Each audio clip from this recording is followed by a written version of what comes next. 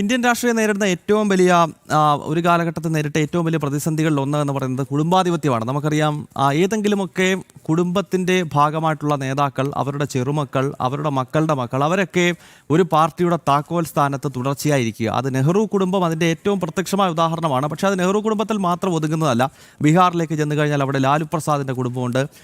മഹാരാഷ്ട്രയിലേക്ക് ചെന്ന് കഴിഞ്ഞാൽ അവിടെ ഉദ്ധവ് താക്കറെ കുടുംബവുമായി ബന്ധപ്പെട്ട് നമുക്ക് ആ ഉദാഹരണം കാണിക്കാൻ സാധിക്കും. തമിഴ്നാട്ടിലേക്ക് വന്നു കഴിഞ്ഞാൽ അവിടെ കരുണാനിധിയുടെ മകൻ്റെ സ്റ്റാലിൻ്റെ ഭരണത്തിലേക്ക്, അങ്ങനെ ഒരുപാട് ഉദാഹരണങ്ങൾ നമുക്ക് ഈ കുടുംബാധിപത്യം നമ്മുടെ രാജ്യത്ത് നിലനിൽക്കുന്നുണ്ട് ഈ കാലഘട്ടങ്ങളിലും എന്നതൊരു യാഥാർത്ഥ്യമാണ്. കഴിഞ്ഞ ദിവസം കോൺഗ്രസിൻ്റെ മുതിർന്ന നേതാവ് ശശി തരൂർ ഇക്കാര്യത്തിൽ രൂക്ഷ വിമർശനവുമായി രംഗത്തെത്തിയിരുന്നു. നമുക്ക് ആ വാർത്തയിലേക്ക് പോകാം.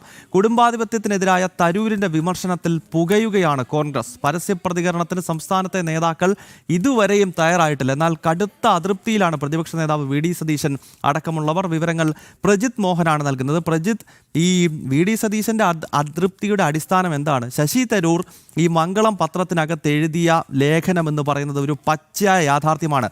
കുടുംബാധിപത്യം, അതായത് ഒരു കുടുംബത്തിൻ്റെ ഭാഗമായിരിക്കുന്ന ആളുകളുടെ ഒരു ജന്മാവകാശമാണ് ഭരണകൂടത്തിൻ്റെ ഭാഗമാകുക, അല്ലെങ്കിൽ ചില രാഷ്ട്രീയ പാർട്ടികളുടെ നേതൃത്വത്തിലെത്തുക എന്നത് അവരുടെ ജന്മാവകാശമാണെന്ന് തെറ്റിദ്ധരിക്കുന്നു എന്ന് ശശി തരൂർ പറയുന്നത് കൃത്യമായി നെഹ്റു പരിവാറിനെ ഉൾപ്പെടെ ലക്ഷ്യമിട്ടുകൊണ്ടാണ്. കാരണം നെഹ്റു പരിവാറിൻ്റെ ചരിത്രം തന്നെ നോക്കിക്കഴിഞ്ഞാൽ നെഹ്റു, ഇന്ദിരാഗാന്ധി, രാജീവ് ഗാന്ധി, സോണിയാഗാന്ധി, രാഹുൽ ഗാന്ധി, പ്രിയങ്ക ഗാന്ധി, ഇതെന്താണിത്? ഇത് ഇന്ത്യൻ ജനാധിപത്യത്തിന് ഒട്ടും ഭൂഷണമല്ല. ഈ കുടുംബാധിപത്യം എന്ന വാസ്തവമാണല്ലോ ഈ മംഗളം പത്രത്തിൽ എഴുതിയ ലേഖനത്തിൽ ശശി തരൂർ പറഞ്ഞത്. അതിൽ വി ഡി സതീശൻ്റെ അതൃപ്തിക്ക് കാരണം എന്താണ് പ്രജിത്ത്?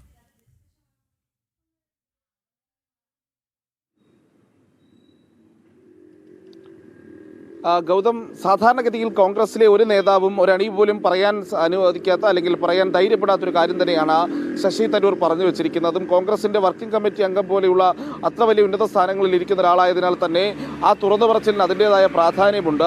ശശി തരൂരിൻ്റെ മാത്രം ശബ്ദമായി ഇതിനെ കാണാനും കഴിയില്ല. കോൺഗ്രസിൽ ഒരു വിഭാഗം നേതാക്കൾക്ക്, അല്ലെങ്കിൽ വളർന്നു വരുന്ന ഒരു വിഭാഗത്തിന് തങ്ങളെ ഈ കുടുംബാധിപത്യത്തിൻ്റെ അടിയിൽപ്പെട്ട് തങ്ങളുടെ വളർച്ച ഉണ്ടാകുന്നില്ല എന്നുള്ള അഭിപ്രായമുണ്ട്. തങ്ങൾക്ക് അർഹമായ സ്ഥാനങ്ങളടക്കം ലഭ്യമാകുന്നില്ല എന്നുള്ള അഭിപ്രായവും അവർ കൊണ്ട് നേരത്തെ ശശി തരൂർ കോൺഗ്രസ് അധ്യക്ഷനായി മത്സരിക്കുന്ന സമയത്തുണ്ടായ നീക്കങ്ങൾ നമ്മൾ കണ്ടതാണ്. വീണ്ടും കോൺഗ്രസിന് താല്പര്യമുള്ള, അല്ലെങ്കിൽ ഹൈക്കമാൻഡ് എന്ന് പറയപ്പെടുന്ന നെഹ്റു പരിവാറിന് താല്പര്യമുള്ള ആളെ വീണ്ടും അത് AICC അധ്യക്ഷനാക്കാൻ അവർ നടത്തിയ ശ്രമങ്ങളും പിന്നീട് ശശി തരൂർ തോറ്റുപോകുന്ന കാഴ്ചയും ഒക്കെ കണ്ടതാണ്. സ്വാഭാവികമായും അന്നു മുതൽ ശശി തരൂർ ഇത്തരം വിഷയങ്ങളിലൊക്കെ വളരെ സജീവമായി നിലനിൽക്കുന്നുണ്ട്, അഭിപ്രായങ്ങൾ പറയുന്നുമുണ്ട്. ഇതാദ്യമായിട്ടാണ് കോൺഗ്രസിലെ ഏറ്റവും പവർഫുൾ ഫാമിലി ആയിട്ടുള്ള നെഹ്റു കുടുംബത്തിനെതിരെ തന്നെ ഇത്ര വലിയൊരു പരാമർശം നടത്താൻ ശശി തരൂർ തയ്യാറായത് എന്നുള്ളതാണ്.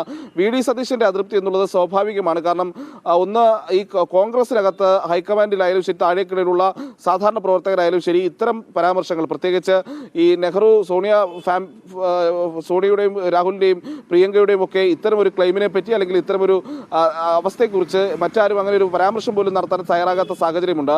ഒപ്പം തന്നെയാണ് തദ്ദേശ തെരഞ്ഞെടുപ്പ് അടക്കം രംഗത്ത് വന്നിരിക്കുന്നു. തിരുവനന്തപുരത്തടക്കം വലിയ രീതിയിലുള്ള സന്നാഹങ്ങളുമായി തെരഞ്ഞെടുപ്പിനെ നേരിടാൻ ഒരുങ്ങുകയാണ് കോൺഗ്രസ്. പ്രത്യേകിച്ച് തിരുവനന്തപുരം കോർപ്പറേഷൻ പോലെ കോൺഗ്രസിന് വലിയ അഡ്രസ്സൊന്നും ഇല്ലാത്തൊരു സ്ഥലത്ത് അത്യാവശ്യം മുന്നേറ്റമെങ്കിലും നടത്തിയില്ലെങ്കിൽ ഇനിയും പാർട്ടി നാമാവിശേഷമായി പോകുമെന്നുള്ള തിരിച്ചറിവുകൊണ്ട് നേതാക്കന്മാരെല്ലാം ഒരുമിച്ചിറങ്ങി ഒരു പ്രവർത്തനം കാഴ്ചവെക്കുകയാണ് എന്ന രീതിയിലുള്ള ഒരു അന്തരീക്ഷം വളർത്തിക്കൊണ്ടുവരികയായിരുന്നു. മുൻ MLA ആയിട്ടുള്ള G.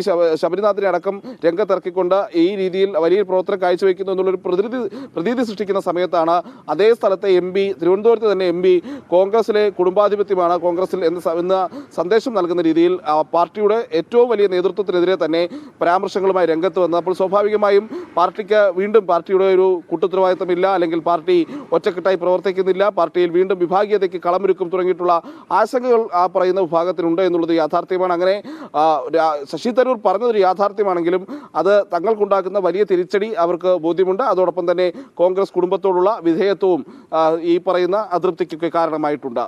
ഗൗതം, കുടുംബാധിപത്യത്തിനെതിരെ ഡോക്ടർ ശശി തരൂർ കഴിഞ്ഞ ദിവസമാണ് മംഗളം ദിനപത്രത്തിലൊരു ലേഖനം എഴുതിയത്. നെഹ്റു കുടുംബം ഉൾപ്പെടെ ഈ കുടുംബ രാഷ്ട്രീയം എന്ന് പറയുന്നത് തങ്ങളുടെ ജന്മാവകാശമാണെന്ന് വിചാരിക്കുന്ന ചില ആളുകളെ അങ്ങേയറ്റം ഓർമ്മപ്പെടുത്തുന്ന, അല്ലെങ്കിൽ അവരെ വിമർശിക്കുന്നതായിരുന്നു ആ ലേഖനം എന്ന കാര്യത്തിൽ യാതൊരു സംശയവുമില്ല. കേരളത്തിൽ തദ്ദേശ തെരഞ്ഞെടുപ്പും നിയമസഭാ തെരഞ്ഞെടുപ്പും ആസന്നമായി നിൽക്കുന്ന ഘട്ടത്തിലാണ് ശശി തരൂർ നെഹ്റു പരിവാറിനെ രൂക്ഷമായി വിമർശിച്ച രംഗത്തെത്തിയത്. ഈ വിഷയത്തിൽ കേരളത്തിലെ കോൺഗ്രസുകാർക്ക് കടുത്ത അതൃപ്തിയുണ്ട് എന്നാണ് പ്രജിത് മോഹൻ തിരുവനന്തപുരത്ത് നിന്നും റിപ്പോർട്ട് ചെയ്യുന്നത്.